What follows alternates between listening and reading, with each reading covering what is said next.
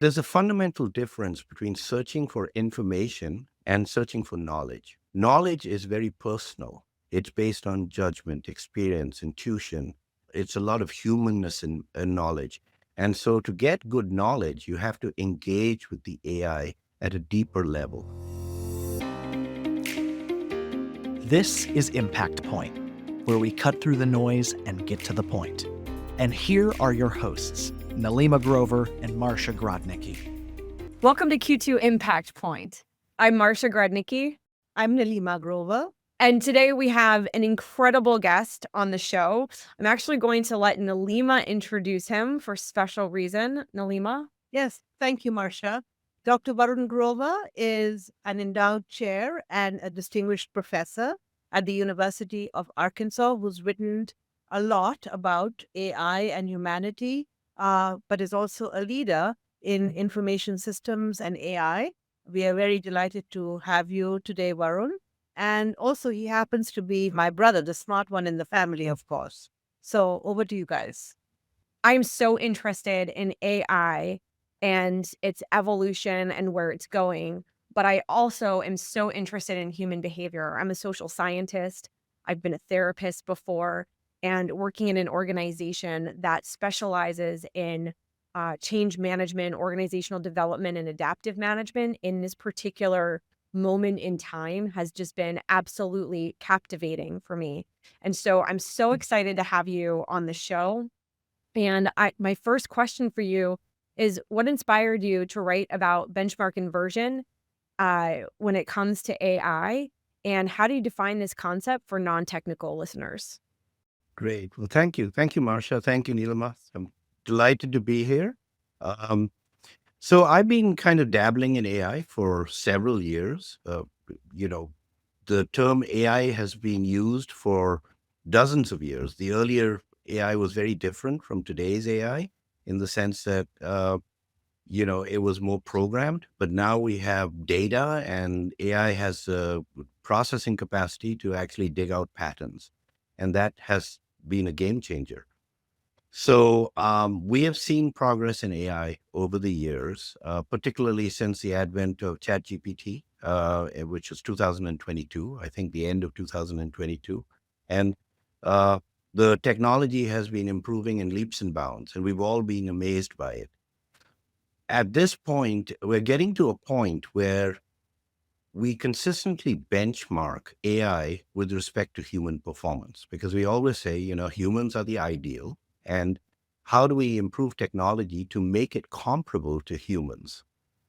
But we're at a point, if you start projecting into the future, given the pace of change of AI, there is going to be a point, and it's already there in some respects, that where AI is going to exceed human performance. And that's when, that's what I call the benchmark inversion. And I was just curious about, when that happens, what is the implications of that for society? Because we always benchmark technology as somehow as a tool or subservient to human dictates. When we go beyond that, and when the technology exceeds human capacity, human cognition, then it turns things upside down. And so I was curious about, and we're at a point where we see the technology moving in that direction. So the question is, what does that mean? And what are the implications? So I was really excited about writing about this benchmark inversion. So that was my motivation. That's really exciting, and it creates it sparks so many questions, so many more questions than I think we have time to answer today. But my next question for you is, you argue that humans will need to compete upward against AI as AI becomes more competent at the most basic tasks. What, in your view, is the most valuable skills that humans are going to need as this in this new landscape?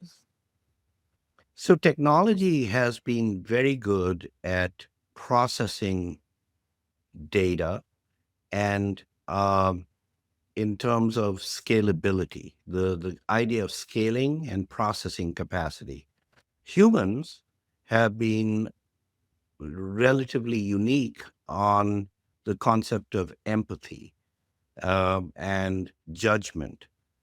And so there are distinct roles, but when we talk about the benchmark inversion, we're seeing uh, artificial intelligence simulate a lot of these things. It's mimicking judgment, it's mimicking empathy. And it's important to realize that mimic is probably a good word to use because AI is not inherently empathetic. It's not, it doesn't have the consciousness that humans do, but it does mimic it. And it is ultimately still a prediction engine that is mimicking it.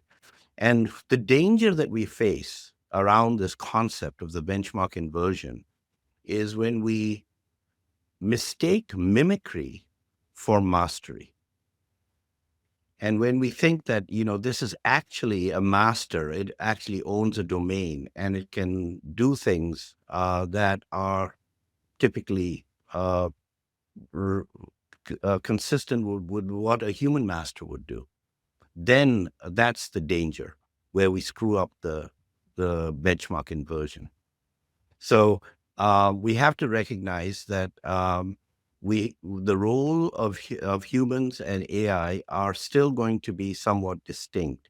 But if we cognitively offload a lot of what we do uniquely as humans to AI, then we are getting into the danger zone. And I'm seeing some of that happen because AI is getting better and better. And so we call this idea of cognitive offloading. You basically go to AI and say, okay, let's accept what AI does. Instead of me doing the work, let the AI do the work. And so you're basically outsourcing intelligence. That has a number of implications because you're hollowing out your own skill set by moving it to AI. And you're also creating, what happens when unforeseen circumstances occur and you don't have the AI right there because you don't understand the intricacies of the problem. You become a dependent on the AI. That's problematic. That's problematic because the hollowing out the human skills is the foundations on which most social enterprises should be built and continue to be built. So that's one danger. The second thing that I see a lot is um, this idea of accepting adequacy. If we offload a lot of our cognitive load to AI and it produces an output, and you look at it and it's a creative output that is a part of your task, that you think, oh my gosh, this is pretty good, this is acceptable, and you don't push the AI further, then you accept adequacy. You're not really pushing the AI deeper to give you more. And that is a recipe for ultimately for mediocrity if we basically cognitively offload and accept AI outputs. The third thing is use of the AI as a search engine. Because we're so used to Googling things, we just basically say, okay, let's just, instead of going to Google, we go to ChatGPT and type in, and whatever it gives us, we're kind of happy with that. But there's a fundamental difference between searching for information, where you have an information gap that you're trying to fill, which Google can do pretty well, and searching for knowledge. Knowledge is very personal. It's based on judgment, experience, intuition. It's a lot of humanness in knowledge. And so to get good knowledge, you have to engage with the AI at a deeper level. It's not just search and get an information gap covered. You have to engage with it. And so the challenge is to train people to use AI to give you good outputs. And that is a question of alignment. So alignment, I think, is a very critical issue. How do you get the AI to align with what you want? What is your mission? What are you trying to accomplish? So are you accepting the outputs of AI as adequate? Or are you working with the AI at a deeper level to get the knowledge that you really need? So that actually leads perfectly into my next question, Varun, which is how should leaders and organizations rethink workforce development and reskilling and upskilling of their employees so that they engage appropriately, accurately, and effectively with the AI instead of cognitive offloading? Right. That's a really good question. And there's no magic answer to that.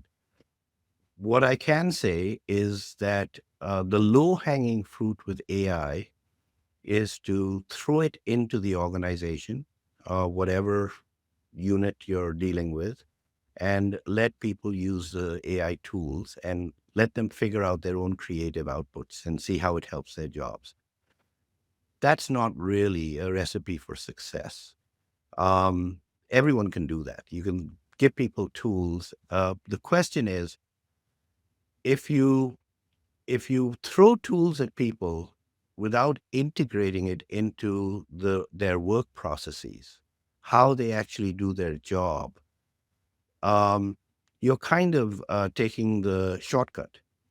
The deeper work occurs is in trying to figure out how to augment their human capabilities with AI.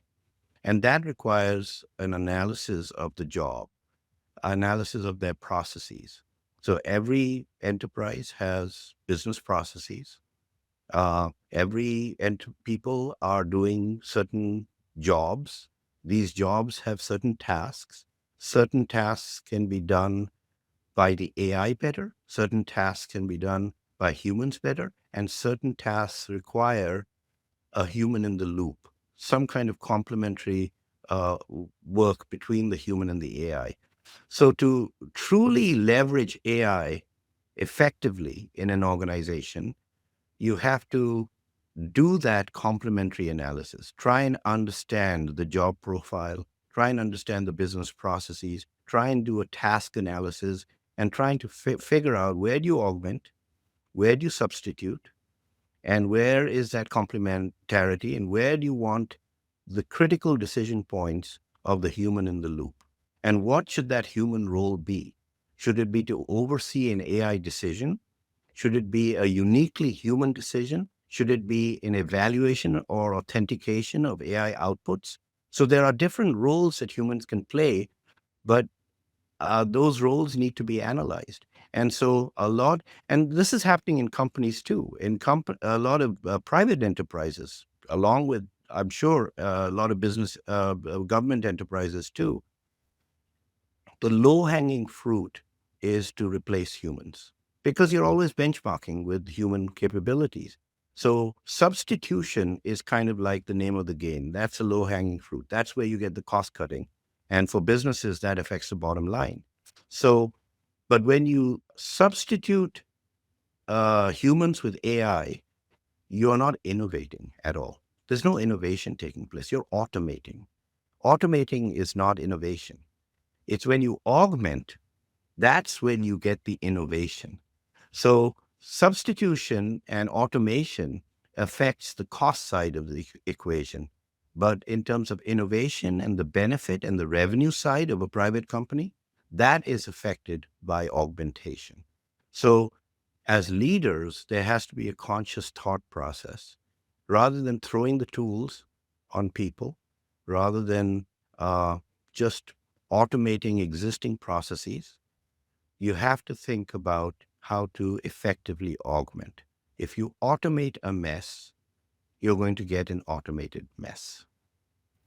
I think that's a really great point, Varun, and it's something that hits home for me because one of the things that we are seeing within the US government is all of these different AI tools being developed and being thrown at civil servants, foreign service officers, program officers in the State Department, security cooperation officers in the security cooperation enterprise, and there's no real what we call change management or adaptive management or organizational development that's being applied to the process. And so what happens is that the government has actually spent hundreds of millions of dollars developing tools. Some of these tools are so sophisticated and beautiful to look at, but nobody's using them.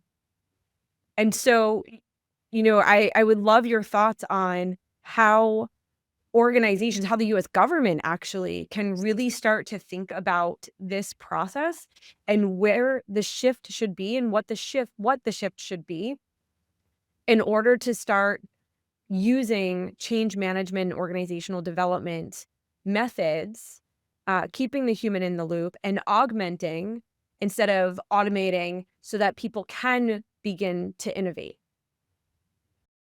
Yeah, and the thing is that we do have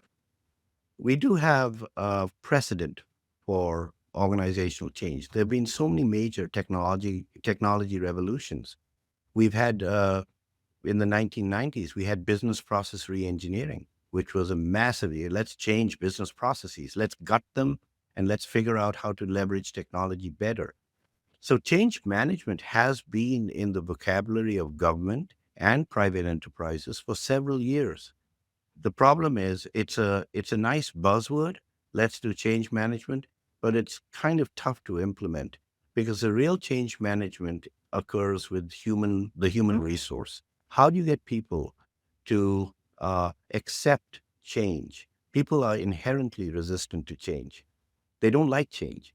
And when technology is coming at this incredible speed at you, and you're saying change, change, jump, jump with this technology, they struggle with it and they resist it.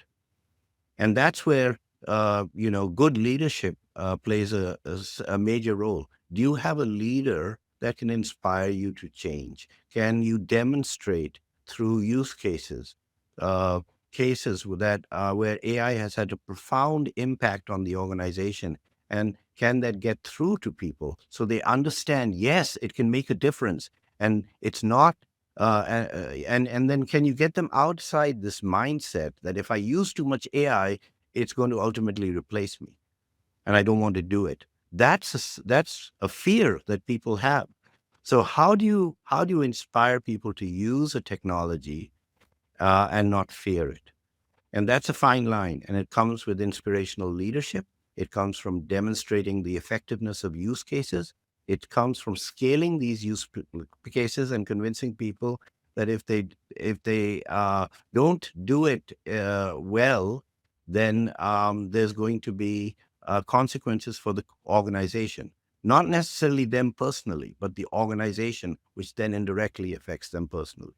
So can you do that? Can you straddle that fine line and implement good change management? And that's not easy. That's even though it's been around for several years, a lot of organizations struggle with that. Um, the other thing is the challenge, particularly in the case of AI, is because the technology changes so fast.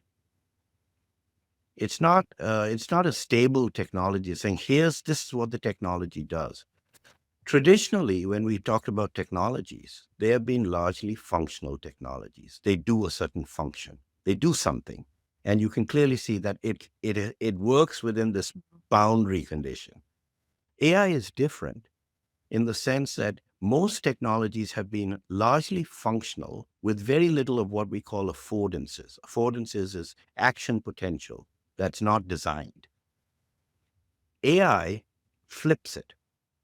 AI is a technology that is not functional. It's not got a menu system with specific functions, but it's largely affordance, which means people can do it and achieve their potential on whatever they want to do. It's a fairly open-ended technology. And that's why you have rampant speculation that is causing this AI bubble and this hype because the potential is almost limitless, right? And so is the potential downside.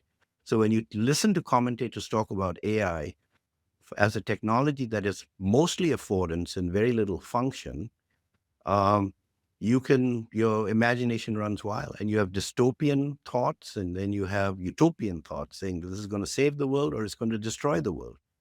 But the reality is always going to be somewhere in between. So the question then for a change manager who's trying to implement AI in a government organization is, can you, instead of implementing AI at the speed of technology, can you implement AI or govern AI at the speed of trust. And that simply means that every new innovation in AI should not be blindly adhered to, saying this is wonderful. What a new innovation. We have ChatGPT 32, 33, 34. They're all coming out one after the other, and look how amazing they are. But can we trust the technology with every incremental innovation? So that governance is a big part of the change management and the technology implementation plans. So and it's a mindset that has to be cultivated in the organization. And I wanted to ask you one final question, which is, what do you see in the months and years ahead as the impact points for AI and humanity? So so I think the point that you made is really important. Convincing people that AI can actually enhance your value. That's the key. That's the opposite of what a lot of people fear. It's going to replace them. And that's the difference between automation and augmentation. Automation reduces human value because when you start automating and replacing people with AI, it reduces costs. And so human value is diminished because the human is competing with the AI. The real the convincing point that you have to make to get people to change is it's not about the human versus AI. It's the human with AI versus the human without AI. And the human with AI enhances human value. So the value of the human goes up with AI. And so if you can enhance your value with AI, you're not going to be replaced necessarily with AI. There are certain jobs that will be replaced, but all jobs are not going to be replaced. There's a lot of jobs that will not be replaced, but you will certainly be replaced if you don't embrace AI. So a human that doesn't use AI will be replaced with a human that does. So in terms of takeaway points, 3 impact points. One impact point is kind of reflective of this argument, augmentation versus automation. I think that's a very key point because augmentation is long-term thinking. And so if you're implementing AI in a government unit, the leadership has to think long-term. AI is not going away. It's going to be here for the long term. In the short term, you'll be inclined to reduce costs. You'll be inclined to replace human labor. But the real value is in trying to figure out this juxtaposition between AI and the human. How do you get them to augment each other? And that requires hard work. That requires understanding the job, understanding the processes, understanding the tasks, figuring out what can be automated and what can be augmented and how can it be augmented and where should the human in the loop be for critical decision points. That analysis has to be done. There's no shortcut to that. And regardless of where the state of technology is today, or whether it's in the trough of disillusionment of Gartner's hype cycle, AI is not going away. And so that kind of analysis always has to be done. So that's one key point. Think in terms of augmentation and what that means. The second key takeaway point is something that I also mentioned. Don't get enamored with the wizardry of the technology. Yes, certainly. Yes, you can be impressed with the technology, but don't assume that you have to be at the cutting edge of AI. Being a smart follower of AI could be very effective because the leaders are the ones who take the hits, who take the risk. So evaluate the technology, the wizardry, but only implement and govern AI at the speed of trust, the speed at which you can trust it. And that requires human intervention, the human in the loop. So the second takeaway is governance at the speed of trust. The third takeaway is it's not the human, it's not the human being replaced by the AI. We have to fight to kind of preserve our human values in this world where AI is going to be a dominating force. How do we preserve our humanness? How do we preserve our dignity? When people see that they can cognitively offload a significant portion of their work, then they have to ask themselves, they get concerned. The concern is what happens to my identity.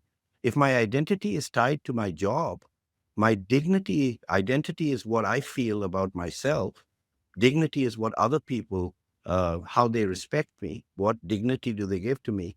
If they see me, instead of being an expert in a certain domain X, they see me as a prompt engineer, someone who just writes prompts and they lets AI do all the work, then how does that affect my identity and dignity? So that's something that we have to, in this augmentation and automation equation, we have to consciously think about. How do we preserve human dignity? How do we preserve individual identity? How do we preserve what is inherently human when the pace of AI is overwhelming us? Thank you, Varun. And thank you. Thank you so much for joining our show. This was a real treat for me. I follow you on LinkedIn. I think our listeners should also. I look forward to more writing. I think you've given us a lot to think about, and hopefully our listeners are active and post comments on our website and ask us questions that we can answer in future podcasts. But thank you so much for joining us. Thank you. Thank you, Marsha. Thank you, Nilima. Thank you for inviting me. Yeah.